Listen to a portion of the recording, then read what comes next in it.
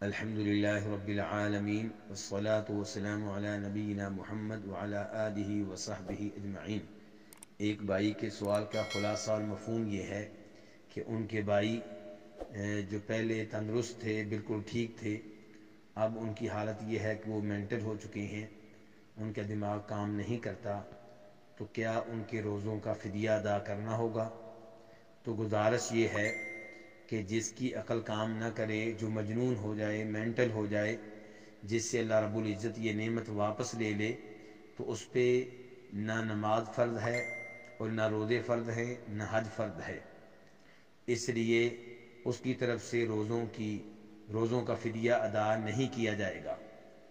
اور دلیل اس بارے میں وہ حدیث ہے جسے امام ابو داؤد رحمہ اللہ اور دیگر ائمہ حدیث روایت کرتے ہیں، جناب امیر المؤمنین علی بن ابو طالب رضی اللہ تعالیٰ عنہ سے۔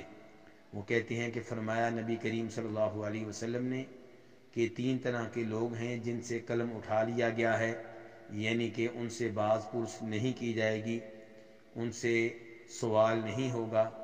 نمبر 1، وہ آدمی جو سویا ہوا ہے جب تک کہ وہ بیدار نہ ہو جائے، تو نیند کی حالت میں جو اس سے غلطی ہوگی اس سے بات پوچھ نہیں ہوگی۔ دوسرے نمبر پہ وہ بچہ جو بالغ نہیں ہوا، جب تک بالغ نہیں ہو جاتا تب تک اس سے بھی قلم اٹھا لیا گیا ہے۔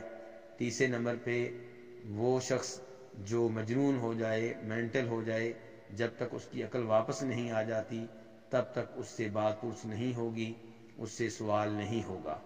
تو خلاصہ کلام یہ ہے کہ مینٹل جو ہے، مجنون جو ہے، اس پہ روزے فرض نہیں ہیں اور اس کی طرف سے فدیہ ادا نہیں کیا جائے گا۔ واللہ تعالی اعلم۔